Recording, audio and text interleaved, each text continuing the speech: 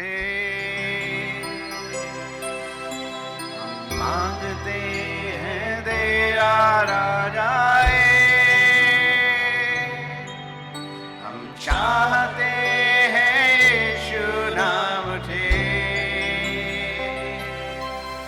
हम मांगते हैं तेरा राजाए, सारी धरती पे तेरी महिमा छाए। हर ज़ुबान तेरा ही गुण गाए, फिर से बेतार कर हमें अपनी रूह से भर, कि चल सके हम तेरी राहों पर। मुश्किल हालात में हम तुझको ही निहारते, शीश झुकाकर सजदा करते हम। फिर से बेतार कर हमें अपनी रूह से भर, कि चल सके हम तेरी राहों पर। मुश्किल हालात में हम तुझको ही निहारते, शीश झुकाकर सजदा करते हम।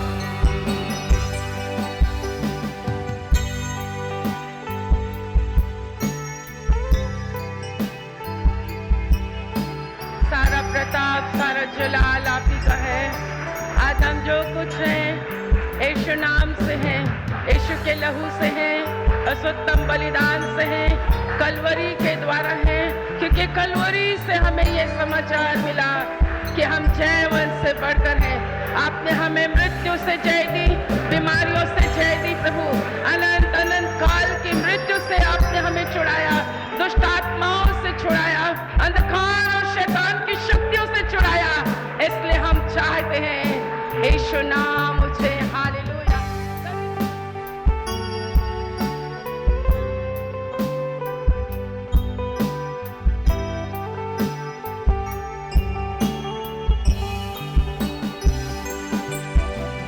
शीशों को ला दे तेरे सामने, स्पर्श कर तू अपनी रूह से। देशों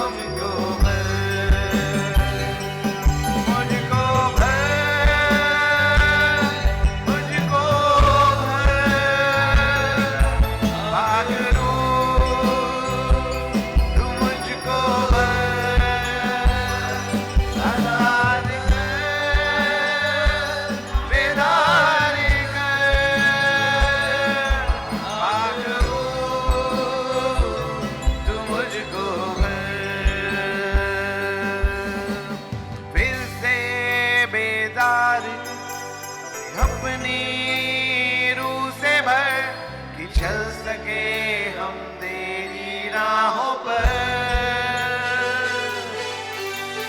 मुश्किल हालात में हम तुझको ही निहार दे, शीश झुकाकर सजदा कर दे हम। फिर से बेदार कर अपनी रूह से भर कि चल सके हम तेरी राहों पर। मुश्किल हालात में तुझको ही निहार दे, शीश झुकाकर सजदा कर दे हम। मुझको लॉर्ड भर दीजिए, मुझको हर एक कहे मुझको भर,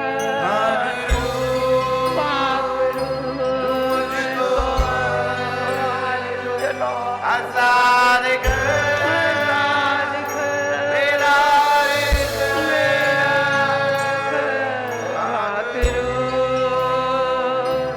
मुझको मुझको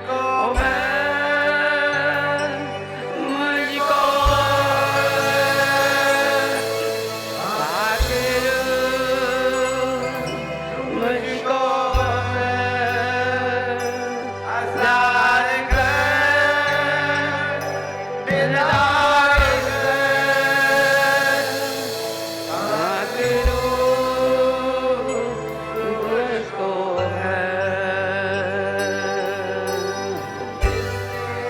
बेदार कर अपनी रूह से भर कि चल सके हम तेरी राहों पर।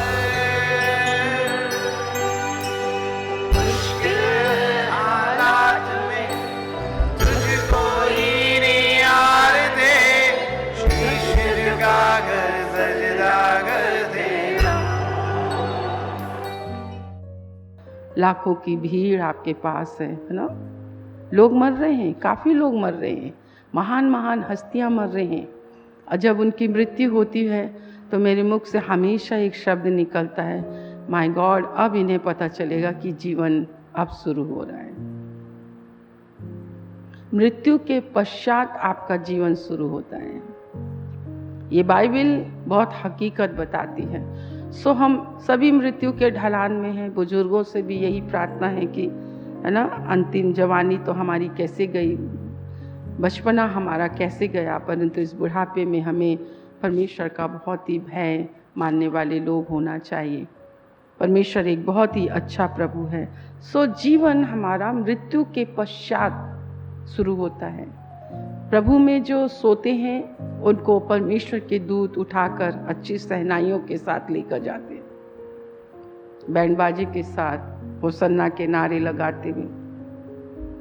परंतु जो अविश्वासी दशा में मरते हैं उनको नरक के दूत खींचकर, लिखा है, खींचकर नरक के स्थान में लेकर जाते हैं। इसलिए आपको और मुझको परमेश्वर का ये फजल, परमेश्वर की ये कृपा आपको और मुझको प्रतिदिन मिलती है कि मैं और आप जो हैं मन फिरा सकें, पश्चाताप कर सकें और आत्मिक जागृति के लिए हम लगातार प्रार्थना कर रहे हैं। और परमेश्वर ने इस बात को प्रूव भी कर दिया है। मेरे प्रियो, परमेश्वर के चुने हुए लोगों के संग आप रहिए, परमेश्वर के चुने हुए लोगों के साथ आप रहिए, जिसे परमेश्वर ने चुना है। किसी संस्था के द्वारा, किसी मनुष्य के द्वारा कुछ नहीं है तो वो है, परंतु जो परमेश्वर के द्वारा चुने हुए लोग होते हैं, परमेश्वर उन सब से एक ही बात कहता है, हालेलुया। एक आत्मिक जागृति आ रही है, आत्मिक बेदारी आ रही है। और आत्मिक बेदारी में संडे के समय में हम रोज़ सोचती हूँ मैं, पर परमेश्वर अभी आप लोगों को कुछ कुछ बातों में तैयार कर रहा है ताकि आप जाएं। 3 बातें होती हैं आत्मिक जागृति में। अगर आप आत्मिक रीति से जागृति आपके जीवन में आएगी तो इंसान पश्चाताप करने लगेगा। पवित्र आत्मा क्या है? वह आपके और मेरे अंदर भक्ति का वो शोक उत्पन्न करता है। पवित्र आत्मा के विषय में बहुत गलत स्टडी दुनिया में पाई जाती है। शोर करना, हल्ला करना, चीखना, चिल्लाना, कपड़े इधर उधर। हम परमेश्वर का बहुत धन्यवाद करते हैं कि इस कलीसिया में ऐसी कोई बात नहीं है। पर अगर आप ध्यान से पढ़ें तो लिखा है वो सत्य की आत्मा है। जब वो सत्य का आत्मा हमारे और आपके अंदर आता है तो हमें सब बातें सत्य बताता है, अपने विषय में, हमारे विषय में बताता, हमारे जीव के विषय में, हमारे मन के विषय में, हमारी सोच के विषय में, हमारी कल्पनाओं के विषय में, हमारी भावनाओं के विषय में, हमारी प्रार्थनाओं के विषय में, हमारी आत्मिक दशा के विषय में। लिखा है वो भक्ति का शोक उत्पन्न करता है। भक्ति का इतना शोक उत्पन्न करता है कि पश्चाताप की ओर ले जाता है। पश्चाताप, तो पश्चाताप कलीसिया अब पश्चाताप की ओर परमेश्वर आपको लेकर जाएगा। बहुत अद्भुत बातें। हम काफ़ी दिनों से मैं परमेश्वर के साथ बैठी हूँ और इस महीने तो कुछ बारिश हो गई, कुछ ऐसा हो गया, तो हम परमेश्वर के साथ अकेले चरणों में बैठे हैं। और आप यकीन कीजिए, हम आपके लिए प्रार्थना करते हैं तो परमेश्वर बहुत सी बातें आप और आपके घराने के विषय में बताता है।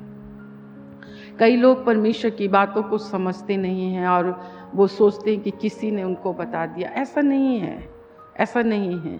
आप किसी को देना है, आप नहीं दोगे तो परमेश्वर आपको आशीष नहीं देगा। आप दशवांश नहीं दोगे, प्रभु आपको आशीष नहीं देगा। चर्च छोड़ने का केवल एक ही कारण आपके और मेरे जीवन में होना चाहिए, जब आपको ऊपर से परमेश्वर का भोजन ना मिले। सिर्फ एक ही कारण से आप इस चर्च को छोड़ देना, जब मेरे मुख से आपको परमेश्वर का वचन ना मिले। परमेश्वर का वचन, बाकी किसी और कारण से आप कभी चर्च मत छोड़ना। चर्च में आपको बहुत स्थिर होना है, आपके अपने विश्वास में आपको बहुत स्थिर होना है, आपको मसीह के प्रेम में बहुत स्थिर होना है। चर्च छोड़ने का और कोई कारण नहीं होना चाहिए।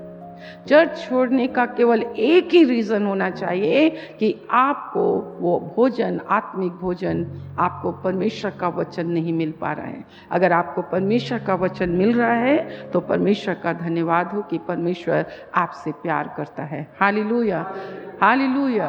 अब वो समय नहीं रह गया चिन्ह, चमत्कार, आश्चर्य कर्म। और आपको परमेश्वर कई दिनों से बता रहा है कि अद्भुत चिन्ह चमत्कार एक परमेश्वर का अलौकिक कार्य है, जिसमें मनुष्य का बल नहीं, मनुष्य की बुद्धि नहीं, मनुष्य का धन नहीं।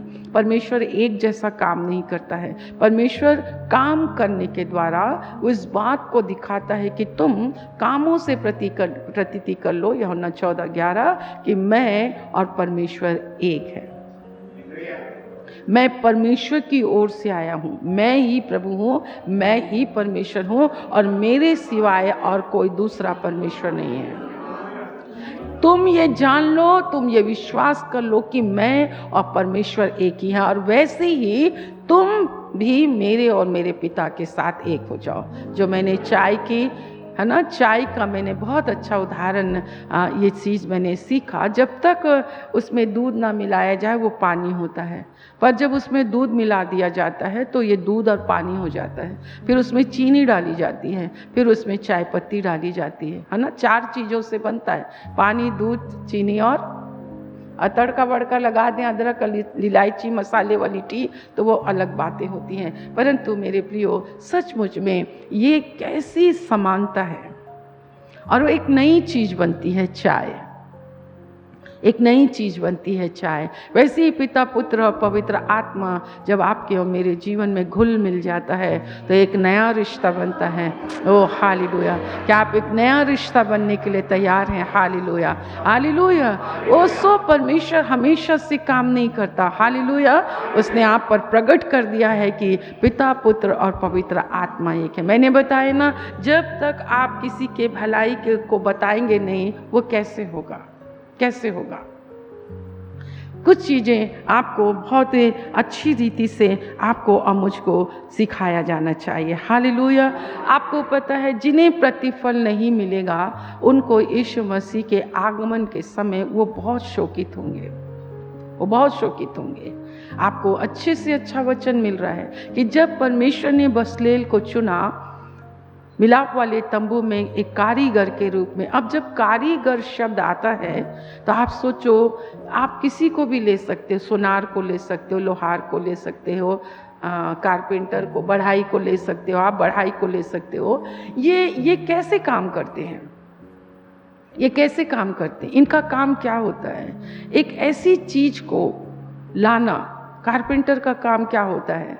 बढ़ाई का काम एक ऐसी लकड़ी को छील छील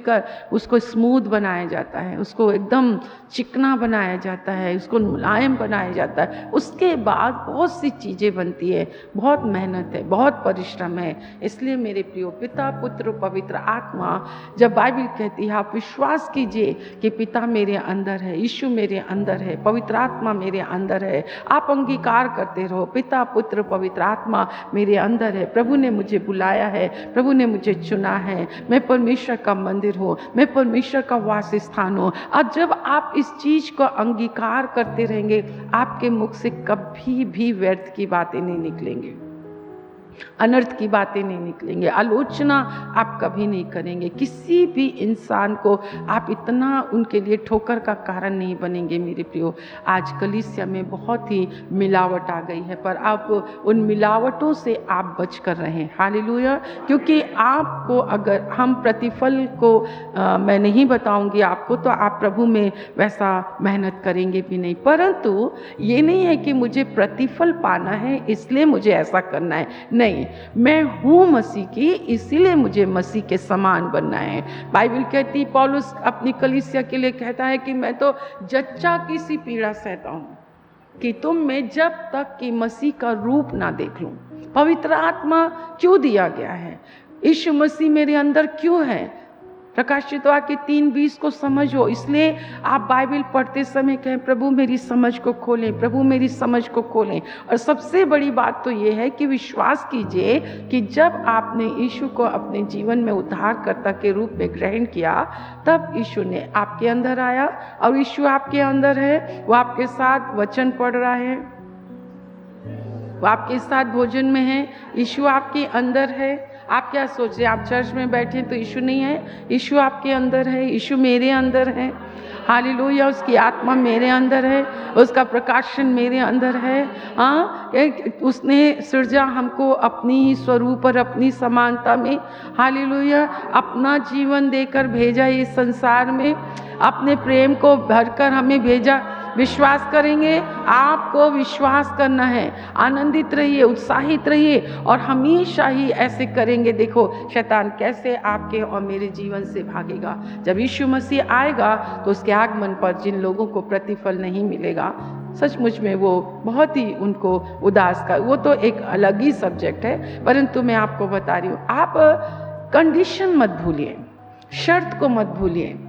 प्रार्थना करने के लिए एक शर्त है, परमेश्वर से आशीष पाने के लिए एक शर्त है ना। तू कभी भी उधार का लेने वाला नहीं, परंतु उधार का देने वाला बनेगा।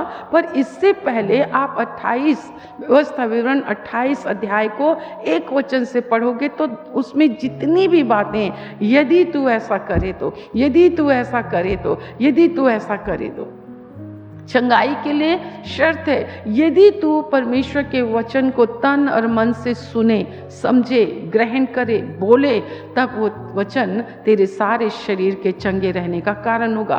परंतु शैतान आपके और मुझको क्या करता? आधा अधूरा ज्ञान देता है, आधा अधूरा समझने की शक्ति देता है। हम प्रार्थना जरूर करते हैं, परंतु हम अपने भाई बहनों को क्षमा नहीं करते हैं, हम करवाहट को नहीं निकालते हैं। हम परमेश्वर से बहुत आशीष पाते हैं। आज जो मैं आपको पहले मुकुट के बारे में बता रही हूँ, आप मेरे साथ निकालेंगे याकूब की पुस्तक, उसका पहला अध्याय, उसका 12 वचन। 7 मुकुट हैं जिसे मसीही प्राप्त कर सकते हैं, 7, और सातों के सातों को आपको पाना है। कोई भी, जब आप स्वर्ग जाओगे ना मेरे प्रियो, तो खाली सर आप बहुत बुरे लगोगे।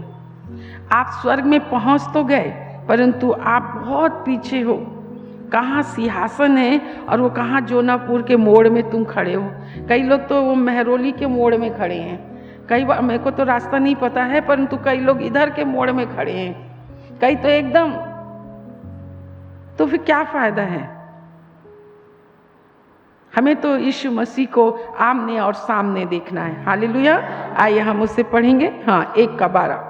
धन्य है वह मनुष्य जो परीक्षा में स्थिर रहता है, क्योंकि वो खरा निकलकर जीवन का वह मुकुट पाएगा जिसकी प्रतिज्ञा प्रभु ने अपने प्रेम करने वालों से की है। फिर से पढ़े, सारे लोग मिलके पढ़े। कितने लोगों को ये जीवन का मुकुट चाहिए? लिखा है जीवन का मुकुट प्राप्त करेगा। उस मुकुट को प्राप्त करेगा जो प्रभु ने अपने प्रेम करने वालों को देने की प्रतिज्ञा की है। इसे कहते हैं जीवन का मुकुट।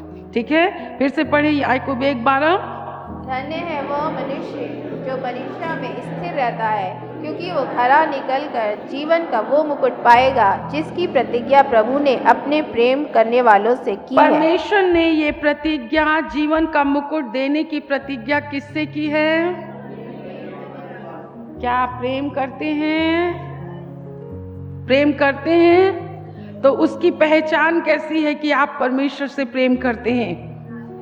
लिखा है जो परीक्षा में स्थिर रहता है, और स्थिर नहीं रहता है, परीक्षा में खरा निकलकर। आपको परीक्षा में खरा निकलना है। जैसे हम पढ़े ना, पतरस परखा गया, यहूदा इस्करियोती परखा गया, दाऊद परखा गया, शाऊल परखा गया। बहुत सी परख हमारे जीवन में होती है जो यहाँ पर यह लिखा है कि ये प्रतिफल उसके लिए है जो परमेश्वर को क्या करते हैं? उनका मुकुट तो परमेश्वर का प्रेम है। सब बातों से बढ़कर, सब चीज़ों से बढ़कर, सब वस्तुओं से बढ़कर, सब रिश्ते और नातों से बढ़कर, सारे संबंधों से बढ़कर, अपने आप से बढ़कर ये मुकुट का नाम दिया गया है उनके लिए जो परमेश्वर से प्रेम करते हैं। अब मैंने आपको बताया ना, कोई भी चीज़ें परमेश्वर आपको बाहर से नहीं लेता है, परमेश्वर ने आपके अंदर ही डाला है ना।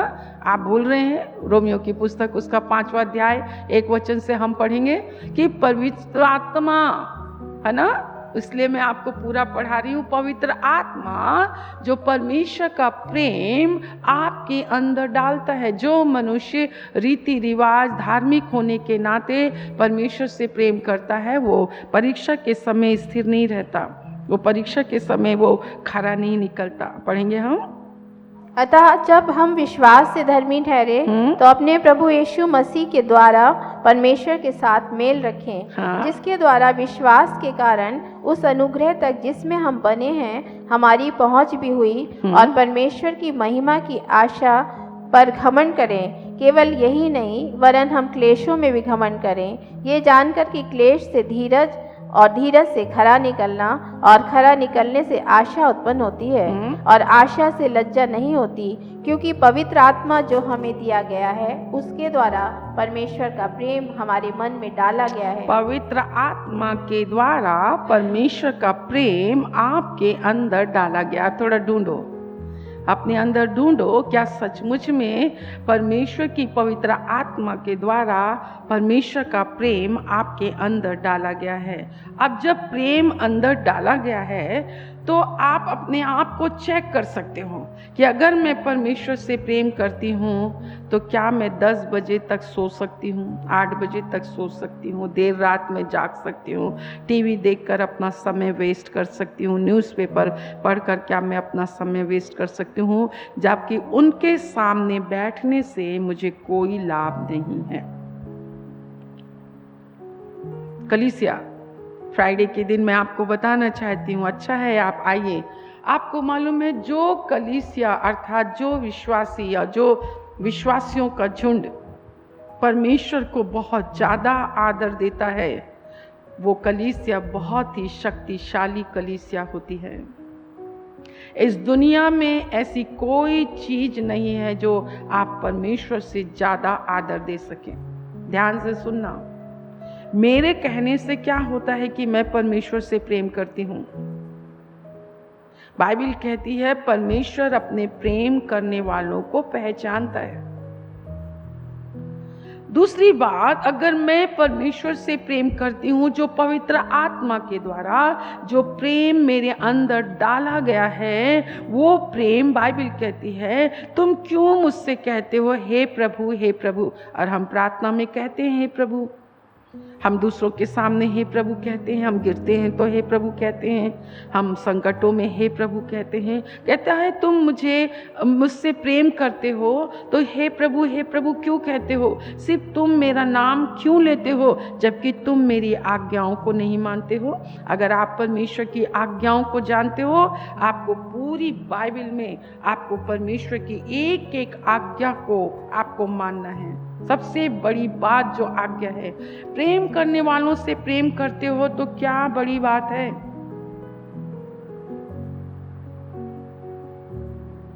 दुश्मनों से प्यार कराना मसीहा सिखाता है।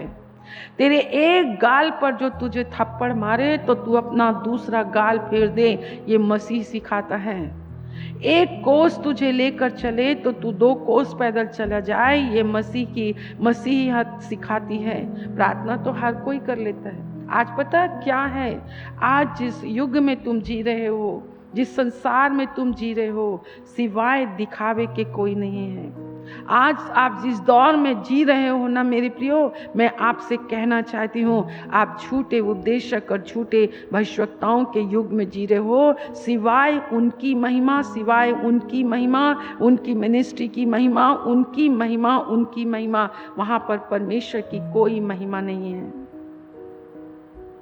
मेरे यीशु मसीह ने तो कई बीमारों को चंगा किया, चुपचाप वहाँ से निकल गया और कहा ये बातें किसी को बताना नहीं। मैं जानती हूँ मेरे यीशु को। आज कौन सा यीशु चर्चों में काम कर रहा है, कौन सा यीशु स्टेज में काम कर रहा है, ये प्रभु ही जानता है। और बाइबल कहती है हर जगह मत चले जाना, हर जगह मत जाना जो ये कहे मसीह यहाँ पे है, मसीह वहाँ पर है, मसीह वहाँ पर है। वो बाइबल तो हमें पहले से हमें सचेत करती है कि तुम हर किसी का आप मत सुनना। बाइबल कहती है अगर परमेश्वर ने पवित्र आत्मा के द्वारा मेरे अंदर प्रेम डाला है तो परमेश्वर का प्रेम आपको और मुझको आज्ञाकारी बनाता है। बाइबल कहती है अगर तुझसे कोई तेरा दोहर ले ले तो उसको वो भी फेर दे। हम जीवन का मुकुट पाने के लिए सबसे पहला मुकुट है परमेश्वर को उनको कहना चाहिए जो परमेश्वर से प्रेम करते हैं, जो परमेश्वर से प्रेम करते हैं, जो परमेश्वर से प्रेम करते हैं उनके लिए जीवन का मुकुट है। ये आपके लिए है। प्रतिफल उद्धार आपको मुफ्त में मिला है। बोलिए,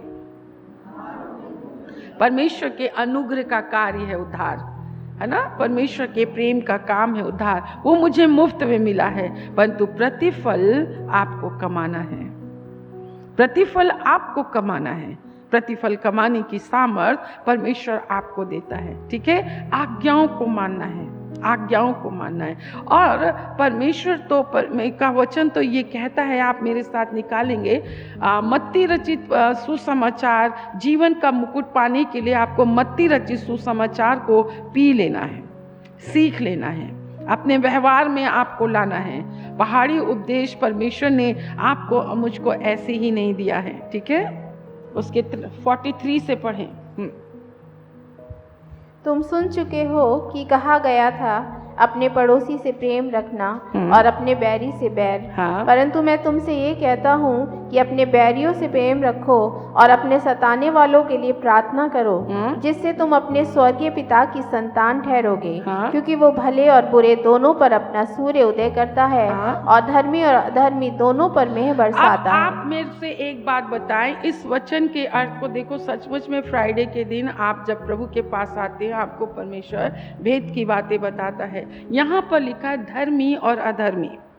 परमेश्वर दोनों को आशीष। आप चर्च में कैसे फर्क लाओगे धर्मी और अधर्मी में? आशीष तो सबको मिल रही है, रोटी कपड़ा मकान किसके पास, किसी के पास ज़्यादा, किसी के पास कम है। लिखा है धर्मी और धर्मी। हम जो लोग हैं इन दिनों में यीशु मसीह को एक आशीष के दाता के रूप में, एक आशीष, परमेश्वर आशीष देता है, परमेश्वर आशीष देता है। कई बहुत बड़ा झुंड है इसमें, बहुत बड़ा झुंड है इसमें। परंतु पता क्या परमेश्वर आपके फेवर में है? क्या परमेश्वर आशीष देता है? जरूर है, पर क्या परमेश्वर आपकी सराहना कर रहे हैं? आप किस में हैं, धर्मी और अधर्मी में? आप किस में हैं? आप आशीष पाने वाले हैं, आशीष देता है, चंगा करता है, आशीष देता है, चंगा देता है, मकान दिया, घोड़ा दिया, गाड़ी दिया, पत्नी दिया, बच्चे दिया, ये दिया, वो दिया, ये दिया, वो दिया। एक बार एक पास्टर ने एक जवान से कहा, जीवन में क्या करोगे? इंजीनियर बनूंगा। इंजीनियर बन के क्या करोगे? पैसा कमाऊंगा। पैसा कमा के क्या करोगे? घर बनाऊंगा। क्या करोगे? माँ बाप की को एक करूंगा। फिर क्या करोगे? शादी करूंगा। फिर शादी करके क्या करेगा? बच्चे होंगे, बच्चों को क्या करेगा? पढ़ाऊंगा, लिखाऊंगा। फिर उसके बाद क्या करेगा? बच्चों की शादी करूंगा। फिर क्या करेगा? फिर क्या करूंगा? फिर क्या करूंगा? ये संसार की आशीषें हैं। फिर मर जाऊंगा। मर के कहाँ जाएंगे? मृत्यु के पश्चात एक जीवन है। क्या हम परमेश्वर की सराहना पाने वाले लोग हैं? परमेश्वर की प्रशंसा पाने वाले लोग हैं कि सिर्फ परमेश्वर से आशीष पाने वाले लोग हैं? क्योंकि वो तो धर्मी और अधर्मी दोनों पर में बरसाता है। वो करुणामय परमेश्वर है, वो बहुत दयालु परमेश्वर है। ये आज्ञाएं हैं, अगर सुनने लिखा कहा गया था अपने पड़ोसी से अपने समान प्रेम रखना। आज्ञा है, अपने बैरी से बैर, परंतु मैं तुमसे कहता हूँ कि अपने बैरियों से प्रेम रखो, अपने सताने वालों के लिए प्रार्थना करो, जिससे तुम अपने स्वर्गीय पिता की संतान ठहरोगे। संतान ठहरने के लिए चर्च नहीं आना है, गीत नहीं गाना है, प्रार्थना नहीं करना। इतना ज़्यादा हम दिखावे के जीवन में जी रहे हैं कि व्यक्तिगत रीति से हमारी प्रार्थनाएं कुछ नहीं है। परंतु जब दो लोगों के साथ हम प्रार्थना में बैठते हैं तो अपनी तय धर्मी दिखाने के लिए हम इतने मिले। मैं आप लोग के लिए नहीं कह रही हूँ, आप ऐसा नहीं कहना, हम आपको सिखा रहे हैं। अगर आपके जीवन में ऐसा है तो आज आपके ऊपर पवित्र आत्मा उतरेगा, तो आपको भक्ति का ऐसा शौक आपके अंदर उत्पन्न करेगा कि आप पश्चाताप करने वाले लोग बन जाएंगे। समझ रहे हैं? आपने ये दो बात को समझा कि आप परमेश्वर से आशीष पाने वाले लोग हैं या आप परमेश्वर की सराहना पाने वाले लोग हैं, परमेश्वर के द्वारा बड़ाई और प्रशंसा चाहने वाले लोग हैं। परमेश्वर ने पतरस को डांटा। क्यों डांटा परमेश्वर ने पतरस को? क्योंकि जो परीक्षाओं में स्थिर रहता है। यीशु मसीह परमेश्वर का पुत्र तभी कहलाया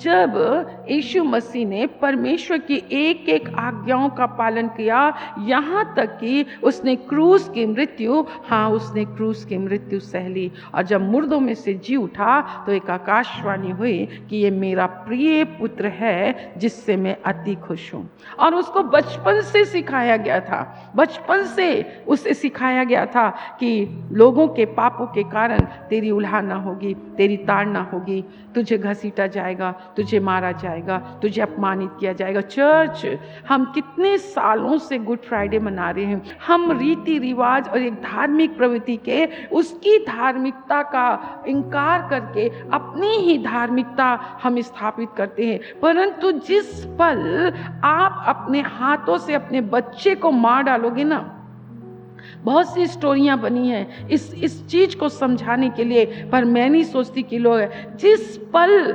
मसीह हमारे लिए पाप बना, पाप की मजदूरी मृत्यु थी, उसने मेरे लिए मृत्यु सही, और उस मृत्यु के लिए पिता ने अपने मुख को उसकी ओर से फेर दिया था, परमेश्वर ने उसे छोड़ दिया था। तभी तो कलवरी से वो पुकार उठा, हे मेरे परमेश्वर, हे मेरे प्रभु, तूने मुझे क्यों छोड़ दिया, तूने मुझे क्यों छोड़ दिया। गतसमनी के बाग में चेले जिसके साथ उसने चिन्ह चमत्कार करके अपने परमेश्वरत्व को उसने प्रकट किया, अपने ईश्वरत्व को उसने प्रकट किया, परंतु आप चेलों के जीवन में देखो, गतसमनी के बाग में वो एक बार भी वो उसके साथ जाग ना सके।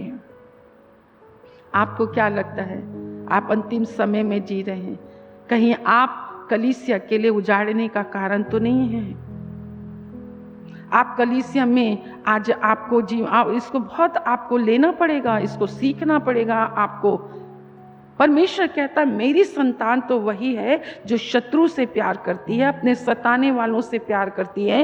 एक गाल पर जो तुम्हें थप्पड़ मार दे दूसरे पे ये लिखा। बाइबल कहती है, आप सोच के देखो यहाँ पर कौन 33 साल का जवान है। देखो भरी जवानी में एक जवान को मारा गया, कूटा गया, घसीटा गया, अपमानित किया गया, थूका गया, और इन सब चीजों में लिखा है वो सहता रहा, उसने अपना मुंह ना खोला, वो चुप रहा। आप जानते हैं जब ये एहसास पवित्र आत्मा के द्वारा जो प्रेम मेरे अंदर डाला गया है, मैं आपको 1000 बार अपने जीवन की टेस्टमनी आपको बताती हूँ। मैं ईसाई हूँ इसलिए यहाँ नहीं खड़ी हूँ, परमेश्वर ने मेरी प्रार्थना सुनी है इसलिए मैं यहाँ नहीं खड़ी हूँ, या प्रभु ने मेरी प्रार्थना नहीं सुनी इसलिए मैं यहाँ नहीं खड़ी हूँ। प्रभु ने अपने आप को मुझ पर प्रकट किया। मैं क्रूसीकरण को जानती हूँ। पवित्र आत्मा ने उस क्रूस पर चढ़े हुए यीशु मसीह से मेरी पहचान कराई, और ऐसे समय में कराई मेरे प्रियो जहाँ पर मेरा पूरा भविष्य था, मेरे लाइफ पार्टनर था, मेरी नौकरी थी, मेरा सब कुछ था। और मैंने कहा अगर आप मुझसे बातचीत कर रहे हैं, अगर आप चाहते हैं तो मेरे जीवन की ये सारी बातें मैं आपके लिए छोड़ देती हूँ। और हर साल हर वर्ष में अपनी पसंद अपनी नापसंद आज भी कहती हूँ, मेरे जीवन की हर वो अच्छी बातें जो मुझे अच्छी लगती हैं मैं उसको आपके लिए क्रूस पर चढ़ाती हूँ। जो मुझे अच्छी लगती हैं मैं उसे क्रूस पर चढ़ाती हूँ। हर वो आकर्षण हमारे जीवन से मैं प्रभु दूर चढ़ाती हूँ, और परमेश्वर हमारे जीवन में काम करता है क्योंकि यीशु हमारे अंदर है, प्रभु हमारे अंदर है, वो उसका आत्मा हमारे अंदर है, उसका अनुग्रह हमारे अंदर है, वो सब चीज़ें हमारे अंदर है। हम अपने परमेश्वर का हम बहुत धन्यवाद करते हैं मेरे प्रियो। ये मुकुट जो जीवन का मुकुट है वो परमेश्वर के प्रेम करने वालों के लिए है, और वो आज्ञाकारी होते हैं, वो समर्पित होते हैं। जो मैं कह रही हूँ ना कि यीशु मसीह के विषय में जब तक आप पर मैं अंदर से मेरे लिए मेरा यीशु है ना। आज हम में से बहुत लोग से गलतियां होती है, मुझसे भी होती हैं, आपसे भी होती है।